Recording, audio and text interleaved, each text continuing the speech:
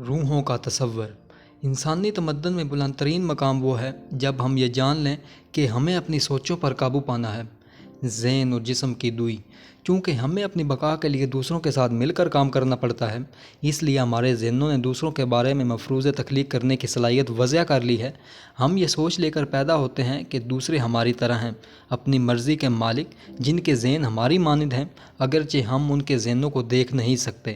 اس کے ایک پہلو کو جسم و ذہن کی تقسیم یا دوئی کہتے ہیں، یعنی وہ نظریہ کہ جسم و ذہن الگ الگ کام کرتے ہیں اور دونوں میں آپسی تعامل نہیں ہوتا۔ ہم اس وقت تک روح کا تصور نہیں کر سکتے جب تک ہم ذہن کو جسم سے الگ نہ رکھیں۔ ہم اس لیے ایسا کر پاتے ہیں کیونکہ ہمارے ذہن اسی طرح سے بنائے گئے ہیں۔ روح کا تصور دماغ کے اگلے حصے میں آنکھوں کے بالکل پیچھے دروں بینی غیر جسمانی خصوصیات سے آگاہی اور ہماری جذباتی کیفیات، خواہشات اور تمناؤں کے سرکٹ موجود ہیں۔ یہ دماغ کا وہ حصہ بھی ہے جس کی مدد سے ہم تجریدی معاملات پر غور کرتے ہیں، جیسے دوسرے لوگوں کے ذہن، ان کے عزائم، عقائد، خواہشات اور احساسات۔ یہ صلاحیت سیکھی نہیں جاتی بلکہ ہر بچہ اس کے ساتھ پیدا ہوتا ہے۔ دماغ ذہن اور جسم کو الگ الگ عصبی سرکٹوں میں پیش کرتا ہے۔ اس کی مدد سے ہم جسم کو ذہن سے الگ کر سکتے ہیں اور ہم یہ سمجھتے اور محسوس کرتے ہیں کہ ذہن و جسم دو الگ الگ زمرے ہیں۔ دماغ کا جانبی حصہ وہ ہے جہاں ہم ٹھوس اور مرئی چیزوں کی شناخت کرتے ہیں، جیسے ہمارا اپنا چہرہ اور دوسروں کے جسموں کی حرکات وغیرہ۔ یہ وہ جگہ ہے جس کی مدد سے ہم غیر معمولی مظاہر کا مشاہدہ بھی کرتے ہیں، جیسے کسی ایسی چیز کی حرکت جسے حرکت نہیں کرنا چاہیے۔ مذہبی خیالات اس لیے اتنے مؤثر ہوتے ہیں کیونکہ وہ بڑے سلیقے سے ذہن و جسم کی اس دوئی میں فٹ ہو جاتے ہیں۔ اس طرح چھوٹے بچوں میں جاندار اور بے جان کی تقسیم بھی دیکھی جا سکتی ہے۔ 5 ماہ کا شیر خوار کسی صندوق کو خود بخود حرکت کرتے دیکھ کر دم بخود رہ جاتا ہے، لیکن یہی بچہ کسی انسان کو حرکت کرتے دیکھ کر حیران نہیں ہوتا۔ بچے کے دماغ کے لیے یہ سوچنا قدرتی ہے کہ زندہ چیزیں اپنے ارادے سے حرکت کر سکتی ہیں، لیکن بے جان چیزوں کو انسانوں کی طرح حرکت نہیں کرنا چاہیے۔ بچوں پر کیے جانے والے ایک اہم تجربے میں کوئنز یونیورسٹی آئرلینڈ کے ماہر نفسیات جیس بیرنگ نے ایک پتلی تماشا تشکیل دیا۔ تماشے میں ایک مگرمچھ کا پتلا ایک چوہے کے پتلے کو ہڑپ کر جاتا ہے۔ اس کے بعد بیرنگ نے بچوں سے چوہے کے بارے میں کئی سوال پوچھے۔ کیا چوہا اب بھی کھا پی سکتا ہے؟ کیا چوہا اپنی ماں کو یاد کرتا ہے؟ بچے جانتے تھے کہ چوہا اب کھا پی نہیں سکتا، لیکن وہ سمجھتے تھے کہ وہ اپنی ماں کو یاد کرتا ہے۔ ان چھوٹے بچوں نے ایک مرے ہوئے چوہے کے اندر ایک ایسی ذہنی کیفیت تصور کی جسے وہ دیکھ نہیں سکتے تھے۔ یہ تصور اسقاط حمل کے مباحث میں اکثر اس سوال کی شکل میں سامنے آتا ہے: اگر آپ کو حمل کے دوران ضائع کر دیا جائے گا تو آپ کیا محسوس کریں گے؟ بیرنگ کے سادہ مگر خلاقانہ تجربے نے دکھایا کہ اگر بچوں نے ذہن جسم کی دوئی کا مظاہرہ کیا، اس کا مطلب یہ ہے کہ مافوق الفطرت پر یقین ایسی چیز نہیں ہے جو ہم بچپن میں نشو و نما کے دوران اپنے ماحول سے سیکھتے ہیں۔ یہ ایک بنا بنایا آلہ ہے جس کے لیے کسی سماجی ترتیب کی ضرورت نہیں پڑتی۔ بچوں میں مذہبی بنیاد کا ایک اور پہلو بھی موجود ہوتا ہے۔ 4 سال بچوں میں سے تقریباً نصف کے فرضی دوست ہوتے ہیں۔ معلوم ہوتا ہے کہ جن بچوں کے فرضی دوست ہوتے ہیں وہ آگے چل کر سماجی طور پر زیادہ فعال ہوتے ہیں۔ کئی لحاظ سے خدا ہمارا فرضی دوست ہے۔ چاہے ہمارا کلچر ہمیں کسی بھی قسم کی مافوق الفطرت ہستی سے روشناس کروائے، اس کا واسطہ ایک ایسے ذہن سے پڑتا ہے جو پہلے ہی سے یہ قبول کرنے پر مائل ہوتا ہے: انسان کی ذہنی زندگی اور صلاحیتیں زندہ یا مردہ جسم سے ماوراء ہوتی ہیں۔ مافوق الفطرت مذہبی عقائد ہمارے ذہنوں میں نقب لگا کر داخل ہوتے ہیں جو پہلے ہی سے دوسرے لوگوں، ان کے خیالات اور ان کے ارادوں کو بھاپنے پر آمادہ ہوتے ہیں۔ ذہن اور جو کچھ اس کے اندر موجود ہے جسم سے الگ رہتا ہے۔ وابستگی کے نظام اور ذہن و جسم کی دوئی کو سمجھنا وہ ابتدائی عمل ہے جس کی مدد سے ہم وہ طریقے جان سکتے ہیں جن کے تحت ہمارے ذہن کو مذہبی عقائد ماننے کے لیے ورگلایا جا سکتا ہے۔ چونکہ آسمانی کتاب کہتی ہے: نادید پر یقین رکھنا۔ نئے عہد نامے کی اخلاقیات دلکش ہیں، لیکن اس بات سے انکار کرنا مشکل ہے کہ اس کی کاملیت کا جزوی انحصار ان تعویلات و تعبیرات پر ہے جو اس کے استعاروں اور تمثیلوں پر مڑ دی گئی ہے۔ 2 لخت ادراک۔ فرض کریں کہ آپ کے پاس کسی شخص کے ذہن کا حال معلوم کرنے کا واحد طریقہ یہ ہے کہ وہ آپ کے سامنے بیٹھا ہو۔ اس صورت میں عام انسانی تعلقات ناممکن ہوں گے۔ یہی بات ہمارے آباء پر بھی لاگو ہوتی ہے۔ ہمیں اس بات کی ضرورت پڑتی ہے کہ ہم دوسروں کے خیالات اور احساسات کو جانیں، خواہ وہ ہماری نظروں سے اوجھل ہی کیوں نہ ہوں۔ اس مقصد کے لیے انسانوں کے اندر یہ منفرد صلاحیت موجود ہے کہ وہ غیر مرئی ہستیوں کی موجودگی کو تسلیم کر سکتے ہیں اور ان کی مناسبت سے اپنا طرز عمل تبدیل کر سکتے ہیں۔ ہم میں سے اکثر روزانہ اس کا مظاہرہ کرتے ہیں۔ کیا آپ کے ساتھ کبھی ایسا ہوا کہ آپ کو کسی نے کوئی بات کہی ہو اور اس کا مناسب جواب آپ کے ذہن میں بعد میں آیا ہو؟ کیا آپ کبھی رات کو کروٹیں بدل بدل کر کسی سماجی مسئلے یا نوکری سے متعلق مسئلے کے بارے میں سوچتے ہیں؟ کیا آپ نے شادی کی تجویز یا تنخواہ میں اضافے کی درخواست کی ذہنی ریہرسل کی ہے؟ ہم انسانوں میں ایک زبردست صلاحیت یہ پائی جاتی ہے کہ ہم ایک اندیکھے شخص، باس، بیوی، دوست کے ساتھ اپنے ذہن کے اندر ایک پیچیدہ تعامل قائم کر سکتے ہیں جو وقت اور جگہ کی قید سے آزاد ہوتا ہے۔ آپ نے کسی کے ساتھ بحث کی، آپ غلطی پر تھے اور اب معذرت کرنا چاہتے ہیں، لیکن آپ کو پہلے اس کی منصوبہ بندی کرنی ہوگی۔ آپ اس کی ذہنی ریہرسل کرتے ہیں اور اس بات کا اندازہ لگانے کی کوشش کرتے ہیں کہ مقابل کا کیا رد عمل آئے گا، اور یہ سب کچھ اس وقت ہو رہا ہوتا ہے جب آپ اپنے روزمرہ کے کاموں میں مصروف ہوتے ہیں۔ اس عمل کو 2 لخت ادراک کپلڈ کوگنیشن کہا جاتا ہے، اور یہ مذہبی عقیدے کی کلید ہے۔ ہم اپنے ادراک کو وقت، جگہ اور حالات سے 2 لخت کر سکتے ہیں۔ یہ صلاحیت بچپن ہی سے پروان چڑھتی ہے اور اسے بچوں کے کھیلوں میں دیکھا جا سکتا ہے۔ بچہ کسی بوتل کے ڈھکنے کو اڑن تشری کہہ سکتا ہے۔ بچہ جانتا ہے کہ یہ بوتل کا ڈھکنا ہے، لیکن وہ حقیقت کو نظر انداز کر کے اسے اڑن تشری سمجھنے لگتا ہے اور اس کے ساتھ اڑن تشری کی خصوصیات بھی منسلک کر لیتا ہے۔ بچہ اپنے ادراک کو 2 لخت کر رہا ہے۔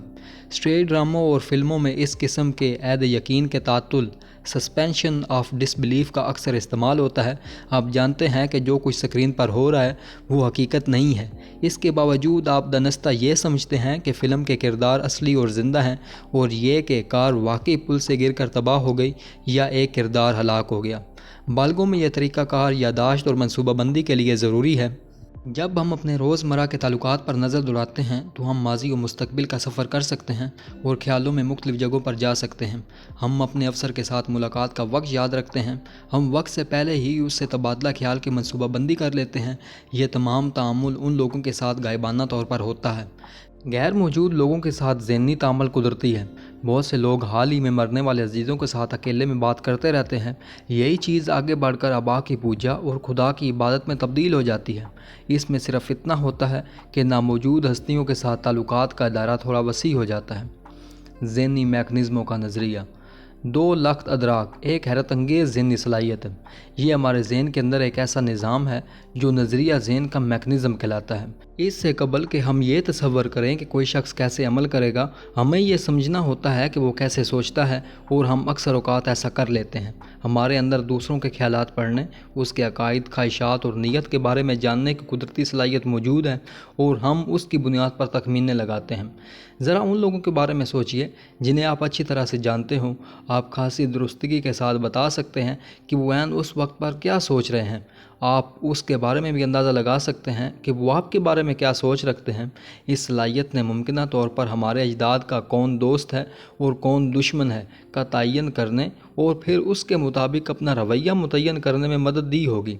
توجہ مرکوز کرنے کی یہ صلاحیت انسان کی انفرادیت کی کلید ہو سکتی ہے۔ ہم وہ واحد جانور ہیں جو دوسروں کے ساتھ پیچیدہ تعاون کرتے ہیں، جس میں ہم نہ صرف دوسروں کے اذان پڑھ رہے ہوتے ہیں بلکہ یہ بھی دیکھ رہے ہوتے ہیں کہ دوسرے ہمارا ذہن پڑھ رہے ہیں۔ ہم اس بات پر زیادہ دھیان نہیں دیتے کیونکہ یہ سب کچھ بہت آسان لگتا ہے، لیکن اصل میں ایسا نہیں ہے۔ مثال کے طور پر میں اور آپ طے کرتے ہیں کہ رات 9 بجے والا شو دیکھیں گے۔ ہم نے ایک مشترکہ منصوبہ ترتیب دیا ہے۔ ہم میں سے ہر ایک جانتا ہے کہ دوسرا اس منصوبے سے کس حد تک وابستہ ہے، لیکن آپ جانتے ہیں کہ مجھے دیر ہو سکتی ہے، اس لیے آپ نے مجھے کہا کہ وقت پر آنا، اور میں جانتا ہوں کہ آپ کو میرے دیر سے آنے کی عادت سے چڑ ہے، اور آپ جانتے ہیں کہ میں اپنی سستی کے بارے میں آپ کی چڑ سے باخبر ہوں۔ جب میں فلم شروع ہونے سے خاصی دیر پہلے پہنچ جاتا ہوں تو آپ مسکراتے ہیں۔ میں جانتا ہوں کہ آپ میری پابندی وقت سے خوش ہوئے ہیں، اور آپ جانتے ہیں اور دیکھ سکتے ہیں کہ میں آپ کی خوشی کو سمجھ سکتا ہوں۔ ایک لفظ بھی بولنے کی ضرورت نہیں پڑی۔ یہ ایک چھوٹا سا قدم ہے جس میں ہم ایک انسان نما دماغ کا تصور کر سکتے ہیں جس کے اندر دوسروں کے بارے میں خیالات، محسوسات اور ارادے ہیں۔ ہم اس انسان نما دماغ کا تصور کر سکتے ہیں اور اس کے باعث مشترکہ منصوبے تشکیل دے سکتے ہیں۔ ہم اس کی مدد سے ایک عالی شان گرجا تعمیر کر سکتے ہیں۔ وہ اس بات سے خوش ہوگا۔ اگر ہمیں خوش بختی کا سامنا ہوتا ہے تو ہم جان جاتے ہیں کہ وہ خوش ہے۔ ارادیت اس سے ملتا جلتا ایک مظہر ارادیت کا ہے۔ یہ ایک غیر معمولی ذہنی صلاحیت ہے۔ یہ کچھ اس طرح سے ہے۔ پہلا مرحلہ، میں سوچتا ہوں۔ دوسرا مرحلہ، میں سوچتا ہوں کہ تم سوچتے ہو۔ تیسرا مرحلہ، میں سوچتا ہوں کہ تم سوچتے ہو کہ تم سوچتے ہو۔ چوتھا مرحلہ، میں سوچتا ہوں کہ تم سوچتے ہو کہ میں سوچتا ہوں کہ تم سوچتے ہو۔ اب اس طرح سے کوشش کریں: پہلا مرحلہ، مجھے امید ہے۔ دوسرا مرحلہ، مجھے امید ہے کہ تم اس کتاب کو پسند کرو گے۔ تیسرا مرحلہ، میں جانتا ہوں کہ تم اس سے باخبر ہو، مجھے امید ہے کہ تم اس کتاب کو پسند کرتے ہو۔ چوتھا مرحلہ، تمہیں اس بات کا یقین ہونا چاہیے کہ میں جانتا ہوں کہ تمہیں اس بات کی خبر ہے کہ مجھے امید ہے کہ تمہیں یہ کتاب پسند ہے۔ ظاہر ہے کہ یہ ساری باتیں حالات کے مطابق تبدیل ہو سکتی ہیں۔ اب ذرا ایک سماجی صورتحال کا تصور کریں۔ ایک عورت ایک ایسے آدمی سے بات کر رہی ہے جس کے بارے میں اس کا خیال ہے کہ وہ بیزار کن ہے، لیکن مرد کا خیال ہے کہ عورت اسے بہت دلکش سمجھتی ہے۔ کمرے کے ایک کونے میں اس عورت کا خاوند دیکھ رہا ہے جس کا خیال ہے کہ اس کی بیوی اس مرد کے ساتھ فلرٹ کر رہی ہے کیونکہ وہ جانتا ہے کہ وہ برہم ہے اور اس سے بدلہ لے رہی ہے۔ ہو سکتا ہے کہ وہ واقعی یہی کچھ کر رہی ہو تاکہ وہ اپنے خاوند کو دکھ کر سکے۔ دوسروں کے خیالات اور یہ کہ وہ یہ سوچتے ہیں کہ ہم کیا سوچ رہے ہوں گے سے کس قسم کی آگاہی سماجی تعلقات کے لیے بے حد ضروری ہے۔ پہلا مرحلہ، میں یقین رکھتا ہوں۔ دوسرا مرحلہ، میں یقین رکھتا ہوں کہ خدا چاہتا ہے۔ تیسرا مرحلہ، میں یقین رکھتا ہوں کہ خدا چاہتا ہے کہ ہم اچھی نیت کے ساتھ عمل کریں۔ چوتھا مرحلہ، میں چاہتا ہوں کہ تم یقین رکھو کہ خدا چاہتا ہے کہ ہم اچھی نیت کے ساتھ عمل کریں۔ پانچواں مرحلہ، میں چاہتا ہوں کہ تم اس بات سے خبردار رہو کہ ہم دونوں یقین رکھتے ہیں کہ خدا چاہتا ہے کہ ہم اچھی نیت کے ساتھ عمل کریں۔ نفسیات دان رابن ڈمبر کہتے ہیں کہ تیسرے درجے کی ارادیت ذاتی مذہب ہے، لیکن اگر آپ قائل ہو چکے ہیں تو پھر ایک چوتھے درجے کی ارادیت بھی ہے، یعنی کوئی اور آپ کے ذہنی تصور میں اضافہ کر کے آپ سے یہ کہتا ہے کہ آپ یقین رکھیں۔ اس سے سماجی مذہب وجود میں آتا ہے۔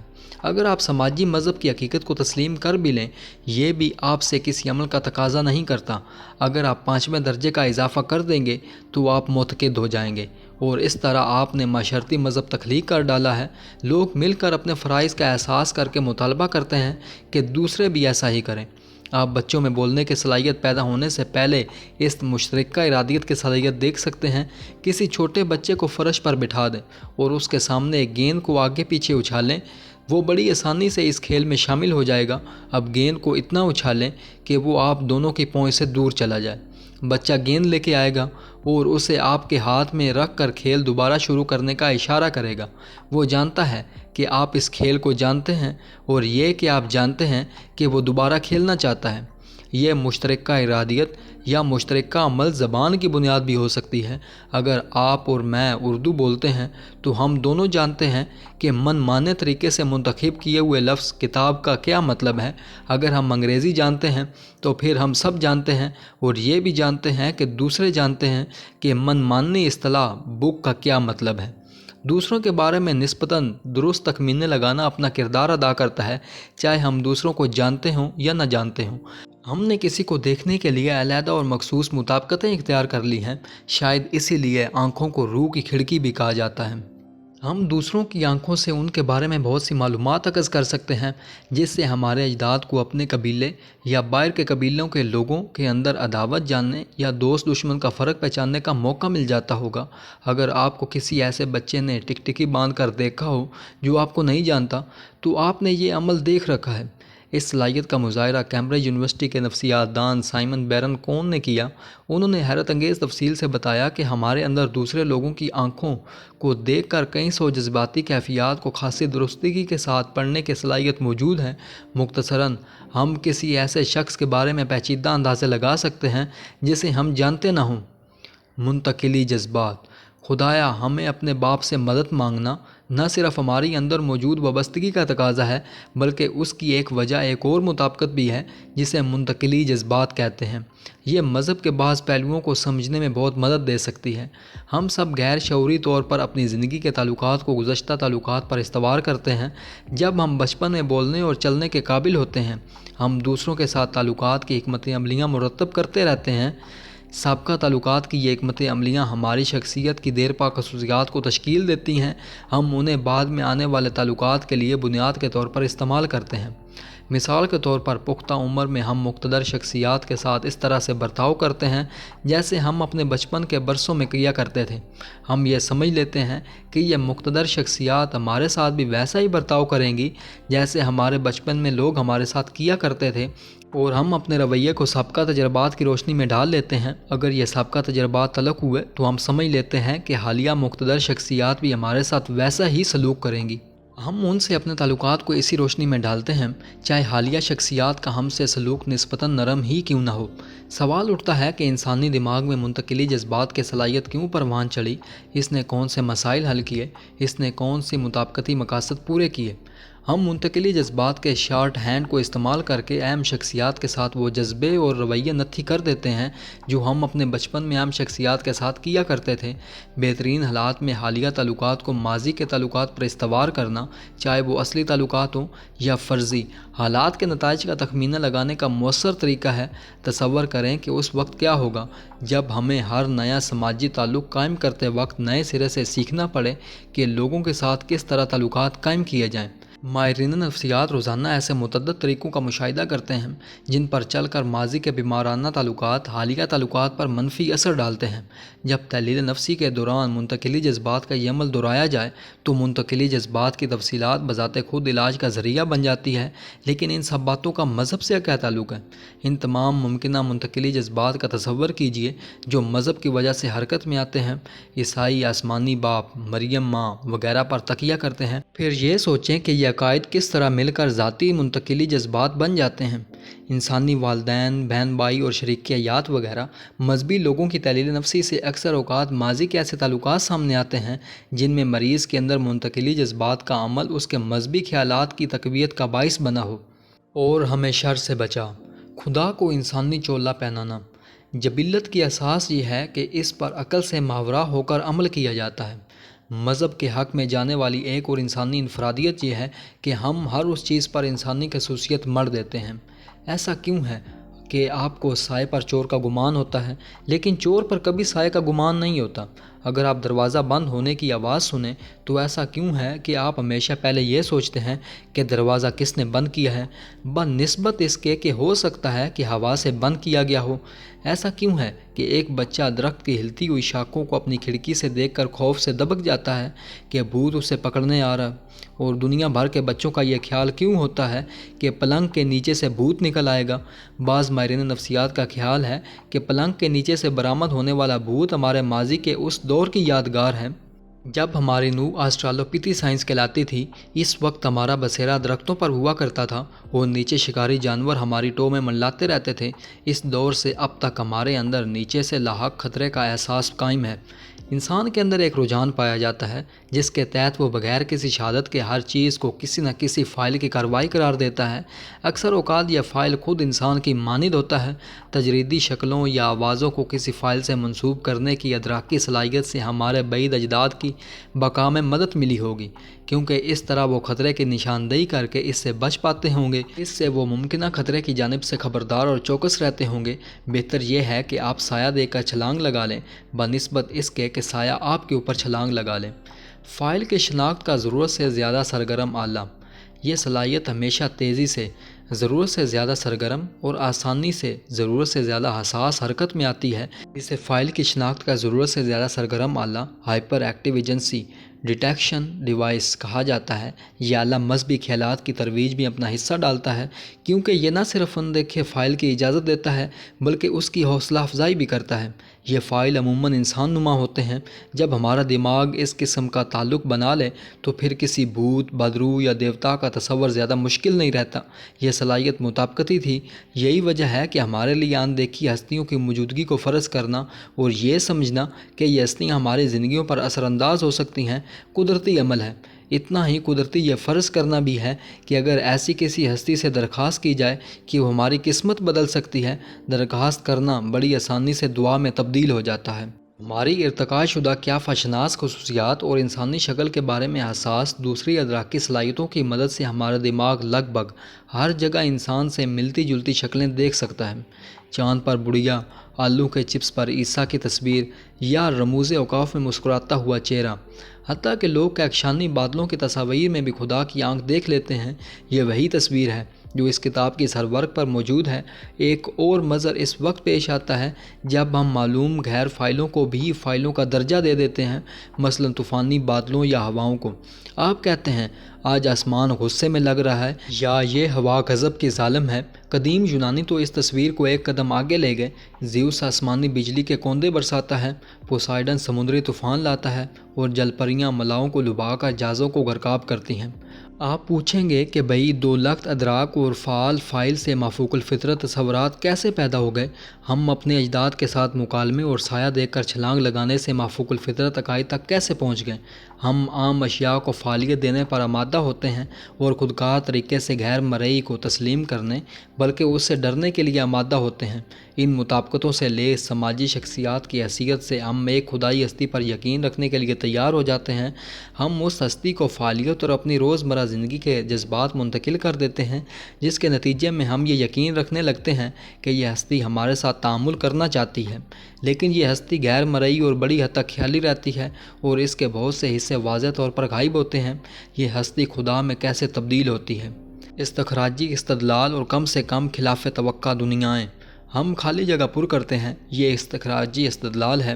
بغیر سوچے سمجھے خالی جگہ پر کرنا اور چند ان کہے بنیادی مفروضوں کے ساتھ عمل کرنا کم سے کم خلاف توقع دنیائیں۔ منیملی کاؤنٹر انٹیوٹیو ورڈز کی اساس ہے۔ نیچے دی گئی تصویر کو دیکھیں، اس میں لکیریں نہیں ہیں، لیکن آپ ایک مربع دیکھتے ہیں۔ آپ نے موجود شواہد کی بنا پر مربع کا استخراج کیا ہے اور آپ ایک طرح سے خالی جگہ پر کی ہیں۔ اگر آپ SMS کرتے ہیں تو آپ استخراجی استدلال کی مثالیں ہر روز دیکھتے ہیں۔ خالی جگہ پر کرنے کی صلاحیت دوسری مطابقتوں کے ساتھ مل کر نامکمل تصویر کو مکمل کر دیتی ہے۔ اگر ایک چھوٹا سا حصہ معمولی سا مختلف ہے تو ہم پھر بھی اسے قبول کر کے تصویر مکمل کر لیتے ہیں۔ یہ پھر بھی کم سے کم خلاف توقع ہے۔ یہ ہماری کم سے کم خلاف توقع دنیاؤں کی اساس ہے، جو دلچسپ اور متوقع کے درمیان ایک موضوع سمجھوتا ہے۔ انسانی دماغ کا ایک انوکھا پن یہ ہے کہ یہ کم سے کم خلاف توقع دنیا جاذب توجہ اور یادگار ہوتی ہیں۔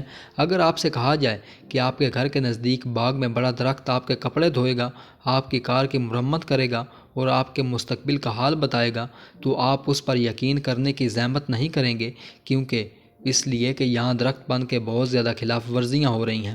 تاہم اگر آپ سے کہا جائے کہ پورے چاند کی راتوں میں یہی درخت آپ کی دعائیں سنتا ہے، تو ممکن ہے کہ آپ اس بات پر یقین کر لیں۔ یہ زیادہ یاد رہنے والا بیان ہے۔ کیونکہ یہ حقیقت سے صرف بال برابر فاصلے پر ہے۔ اگرچہ درخت سے چند انسانی خصوصیات منسوب کی گئی ہیں، مثال کے طور پر انسانی آواز سننے اور سمجھنے کی صلاحیت اور اس پر عمل دکھانا، لیکن اس کے باوجود درخت درخت ہی رہتا ہے۔ اس کی مرکزی خصوصیت درخت ہی کی رہتی ہے جو باغ میں کھڑا ہے، اور اس میں وہ ساری چیزیں موجود ہیں جو کسی درخت میں ہوتی ہیں۔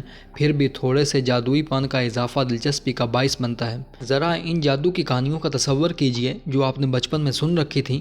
ایک خوبصورت ملکہ جو چڑیل کا روپ دھار لیتی ہے اور آخر میں پھر ملکہ بن جاتی ہے۔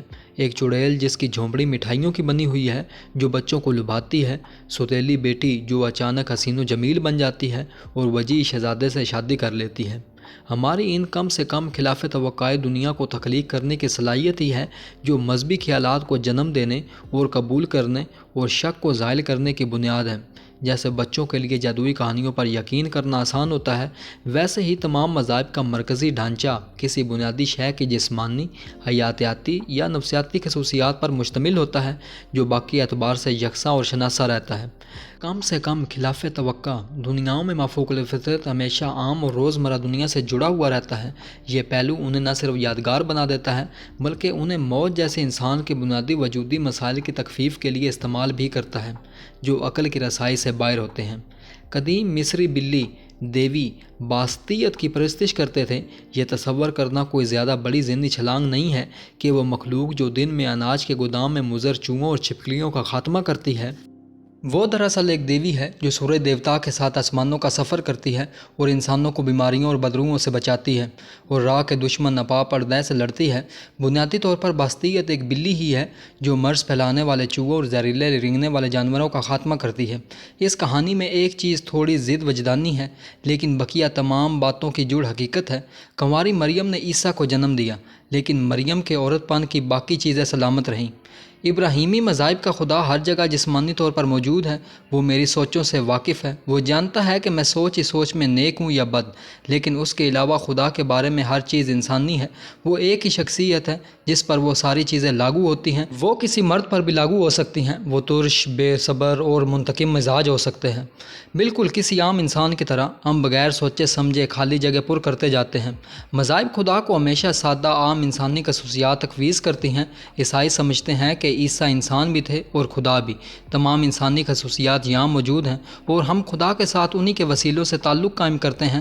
ہمیں اس وقت اس کا احساس نہیں ہوتا جب تک اس کے بارے میں نہ سوچیں اور ایسی تضادات پر غور نہ کریں جیسے ذہن پڑھنے والے سے دعا مانگنے کی ضرورت ہے۔ خداؤں کے بارے میں تصور کیا جاتا ہے کہ وہ عام انسانوں کی طرح سوچتے، محسوس کرتے اور عمل کرتے ہیں۔ خداؤں کے بارے میں یہ بنیادی مفروضہ ہمیشہ سے قائم ہے اور ہر مذہب کے لیے بنیادی پتھر کا سا کام کرتا ہے۔ لوگ دعا کیوں مانگتے ہیں؟ اگر خدا ہماری سوچوں سے واقف ہے تو پھر ہمیں اس سے بات کرنے کی ضرورت کیوں محسوس ہوتی ہے؟ بائبل میں اس سوال کا جواب موجود ہے۔ خدا صرف اس وقت سنتا ہے جب اس سے مانگا جائے اور ہم واپس گھوم کر مذہب کو درست ثابت کرنے پر آ جاتے ہیں۔ کیا ہم اپنے آپ کو دھوکہ دے رہے ہیں؟ خود فریبی۔ اگر ہم اپنے آپ کو دھوکہ دیں تو پھر بڑی آسانی سے دوسروں کو بھی دھوکہ دے سکتے ہیں۔ پرعزم سیاستدان بڑے خلوص سے یقین رکھتے ہیں کہ وہ کسی خاص مقصد کی خاطر انتخاب لڑ رہے ہیں۔ در حقیقت وہ اپنے عزائم اور اقتدار کی ہوس کو اپنے آپ سے بھی چھپا رہے ہوتے ہیں۔ امریکی مصنف آرتھر ملر کا 1947 میں لکھا وہ مشہور ڈرامہ آل مائی سنز ایک سچی کہانی پر مبنی تھا۔ یہ ڈرامہ خود فریبی کی طاقت پر روشنی ڈالتا ہے۔ اس ڈرامے میں ایک فیکٹری کا مالک جان بوجھ کر خراب پرزوں کی ترسیل کرتا ہے جس سے 21 پائلٹ مارے جاتے ہیں۔ سارا الزام اپنے جیل میں قید شریک کار پر ڈال کر وہ 3 سال تک اپنے آپ کو اور دوسروں کو دھوکہ دیتا رہتا ہے۔ جب سچائی آشکار ہوتی ہے تو وہ شخص دعویٰ کرتا ہے کہ وہ اپنے خاندان اور فیکٹری کی بھلائی کے لیے یہ سب کچھ کر رہا تھا۔ اس پر پوری طرح یقین بھی رکھتا ہے۔ ڈرامے کا موضوع یہ ہے کہ کس طرح اس کی خود فریبی آشکار ہوتی ہے اور اسے حقیقت کا سامنا کرنا پڑتا ہے۔ انسان کی خود فریبی کی صلاحیت مذہبی عقیدے کے لیے بہت اہم ہے۔ اگر بہت سے مذہبی لوگ اپنے ذہنوں کو دیکھ سکیں تو انہیں پتہ چلے گا کہ خود فریبی مذہب کی قبولیت میں بڑا کردار ادا کرتی ہے۔ ممکن ہے کہ وہ مورچہ بند دائریے ہوں۔ اگر مذہبی لوگ ایک محافظ خدا پر یقین رکھتے ہیں تو پھر وہ گولیاں چلتے وقت اپنے آپ کو بچانے کے لیے مورچوں میں چھلانگ کیوں لگاتے ہیں؟ ان کے ذہنوں میں ایک حصہ اچھی طرح جانتا ہے کہ وہ اگر اپنے آپ کو نہیں بچائیں گے تو گولیاں مومن اور مشرک میں فرق نہیں کریں گی۔ وہ کہہ سکتے ہیں کہ وہ تو یقین رکھتے ہیں لیکن ان کی جبلت ان کے جھوٹ کا پردہ فاش کر دیتی ہے۔ مذہبی لوگ صحت کا بیمہ کیوں کراتے ہیں؟ مکان کا بیمہ۔ بہت سے لوگ اپنی زندگیاں ایسے بسر کرتے ہیں جیسے کوئی خدا موجود نہیں ہے۔ ہم سرخ بتی پر رک جاتے ہیں، اپنے بچوں کو حفاظتی کار سیٹوں میں بٹھاتے ہیں اور اپنے آپ اور اپنے عزیزوں کے تحفظ کے لیے ذمہ داری کا مظاہرہ کرتے ہیں۔ ایک کار کے پیچھے چشمہ سٹیکر پر غور کیجیے۔ احتیاط! یہ گاڑی سرمستی کے عالم۔ عیسائیت کے نظریے کے مطابق وہ کیفیت جس میں بنیاد پرست عیسائی زمین سے اوپر اٹھ کر عیسیٰ سے ملاقات کریں گے، ریپچر، میں بغیر ڈرائیور میں ہوگی۔ اس وقت بھی یہ ڈرائیور دوسرے ڈرائیوروں کو متنبع کر رہا ہے۔ اگر کوئی مذہبی شخص دوسرے مذاہب کے خداؤں اور تاریخی خداؤں کے لحاظ سے داریہ ہے تو وہ لگ بھگ ہمیشہ داریوں کی طرح زندگی بسر کرتا ہے۔ ہم دوسروں سے بھی توقع رکھتے ہیں کہ وہ بھی ان داریوں کی طرح زندگی بسر کریں۔ ہم سرخ بتیوں پر رک جاتے ہیں اور یہ فرض نہیں کر لیتے کہ ہم خداوندی امان میں ہیں۔ مغربی دنیا میں ہم اس بات کے عادی ہو جاتے ہیں کہ مذہبی لوگوں کو اس بات پر کان نہ دھریں کہ وہ مذہب کے تحت زندگی گزارتے ہیں۔ یہی وجہ ہے کہ جب 9/11 یا ایسے کسی واقعے کے دوران ہم کچھ ایسے لوگوں کا سامنا کرتے ہیں جو واقعی مذہب پر یقین رکھتے ہیں تو ہمیں بڑی حیرت ہوتی ہے۔ نیت پڑھنے میں غلطی۔ اس شور کی طرح جو یہ سمجھتا ہے کہ اس کی بوریت کی شکار بیوی کسی اور مرد پر ڈورے ڈال رہی ہے، ہم انسانی ارادوں یا مقاصد کو پڑھنے میں غلطی کر جاتے ہیں۔ ہمیں اکثر اوقات اس بات کا پتہ نہیں چلتا۔ مثال کے طور پر ہم کہتے ہیں آج اس لیے بارش ہوئی کہ میں اپنی چھتری ساتھ نہیں لایا، حتیٰ کہ لامذہب لوگ بھی دعویٰ کرتے ہیں کہ ان کی زندگیوں میں ہونے والے کسی واقعے کا کوئی نہ کوئی مقصد تھا۔ اس جگہ مقصد اور نیت فرض کر لینا جہاں وہ موجود نہیں ہوتے بچوں میں بہت عام ہے۔ اگر کسی بچے سے پوچھیں کہ جھیلیں کس لیے ہوتی ہیں تو ممکن ہے کہ وہ یہ کہیں اس لیے کہ مچھلیاں ان میں تیر سکیں۔ پرندے کس لیے ہوتے ہیں؟ گیت گانے کے لیے۔ چٹانیں کس لیے ہوتی ہیں؟ تاکہ جانوروں سے اپنی پیٹھ رگڑ سکیں۔ لاکھوں والدین اس بات پر تلملا اٹھتے ہیں جب ان کا 3 سالہ بچہ 1000ویں بار پوچھتا ہے کیوں؟ بچوں کے بارے میں کہا گیا ہے کہ وہ وجدانی داریے ہوتے ہیں۔ بچوں میں ایک چیز ہوتی ہے جیسے مخلوط غایات، پرومیکس ٹیولوجی کہا جاتا ہے۔ یہ ایک بنیادی ترجیح ہے جس میں کوشش کی جاتی ہے کہ دنیا کو اس مقصد کی روح سے سمجھا جائے۔ اس سے ہمیں بچوں کے نظریات کو سمجھنے میں مدد ملتی ہے۔ بچے بڑوں کے کہے بغیر خود بخود اور تخلیق کردہ دنیا کا تصور پیدا کر لیتے ہیں۔ اندر سے ہم سب پیدائشی طور پر تخلیق دنیا پر یقین رکھتے ہیں۔ عدم یقین محنت مانگتا ہے۔ بڑے بھی بہت زیادہ منطقی نہیں ہوتے، انہیں بھی ضرورت ہوتی ہے کہ وہ ہر چیز کے پیچھے مقاصد تلاش کریں۔ در حقیقت مذہب کی تعریف ہی مقصد کی تلاش کا عنصر موجود ہے۔ مثال کے طور پر لغت میں مذہب کی تعریف کو یوں درج ہے: کائنات کے سبب، نوعیت اور مقصد سے متعلق عقائد کا مجموعہ، خاص طور پر جب کائنات کو کسی ماورائے انسان طاقت کی تخلیق سمجھا جائے۔ بائبل پر حرف بحرف یقین رکھنے والے سمجھتے ہیں کہ جانوروں کا واحد مقصد انسانوں کی خدمت کرنا ہے۔ وہ یہ بھول جاتے ہیں کہ جانوروں نے انسانوں کے ارتقاء میں حصہ لیا ہے اور زمین کے ماحول کو برقرار رکھنے میں ان کا بڑا ہاتھ ہے۔ مقصدیت ہی کے باعث ہمیں قدرتی چناؤ کے عمل کو سمجھنے میں دشواری ہوتی ہے، کیونکہ ہم سمجھتے ہیں کہ ہر چیز کے پیچھے کوئی مقصد ہوتا ہے۔ اس لیے ہمیں یہ سمجھنا مشکل ہو جاتا ہے کہ زندگی کا ارتقاء کس طرح ہوا۔ ہمارے لیے اس بات کو تسلیم کرنا مشکل ہوتا ہے۔ ارتقاء جینز میں بتدریج اور اتفاقی تقلیب میوٹیشنز کی وجہ سے ہوتا ہے۔ غیر ضروری طور پر مقصد ڈھونڈنے کی خواہش اور زندگی کے عمدے اور بے مقصد ارتقاء کو سمجھنے میں ناکامی کی وجہ سے مذہبی راستہ زیادہ آسان لگتا ہے۔ ہمارے اندر ایک پیدائشی ضرورت ہوتی ہے کہ زندگی میں نظم و ضبط، اور مذہب اس ضرورت کو پورا کرتا ہے۔